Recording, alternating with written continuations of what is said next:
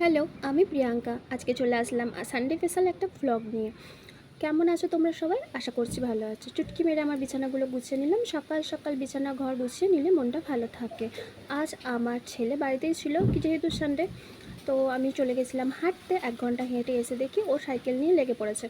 সাইকেলটা এখনও জীবনসঙ্গী হয়েছে, কারণ নতুন সাইকেল চালাতে শিখেছে। তাই আজকের আবহাওয়াটা ছিল ভীষণ সুন্দর, মেঘলা, আর হাওয়া চালাচ্ছিল খুব সুন্দর। আমার বাগানে আজকে অনেক রকম তবু ফুল ফুটেছিল, তো দেখে মনটা খুব ভালো হয়ে গেল। দেখলাম আবার দুটো টমেটোও হয়েছে, বাবা নিজের গাছে লাগানো টমেটো দেখে আমার তো ভীষণ খুশি।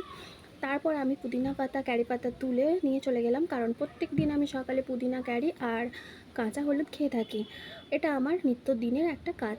সকালবেলাটা যদি এইসব হেলদি খাবার খাওয়া যায়, তো আমার মনে হয় সারাদিন বেশ ভালো যায়। তারপর আমি স্নান করে এসে লেগে পড়েছিলাম আমার স্কিন পরিচর্যা করতে। কী আর করবো বলো, মানুষের অনেক রকম কথা শোনার পরেও নিজের বাবা সাজগোজ আমি ভুলতে পারবো না, কারণ আমি নিজেকে প্রচণ্ড ভালোবাসি আর নিজেকে সুন্দরভাবে সাজিয়ে রাখতে ভালোবাসি। হ্যাঁ, অনেকেই বলবে বাবা কী এমন দেখতে, নিজেকে সাজিয়ে গুছিয়ে রাখে। বাবা, আমি যাই দেখতে হই, আমার কাছে আমি খুব স্পেশাল। অনেকের কাছে আমি কালো, খারাপ দেখতে হলেও আমি নিজের কাছে অনেক স্পেশাল, কারণ আমার বাবা মা আমাকে কোনো দিন সেটা ফিল করায়নি যে আমি দেখতে বাজে বা আমি দেখতে খারাপ। এটা নিয়ে কোনো দিন তাদের মনে কোনো খারাপ লাগা ছিল না।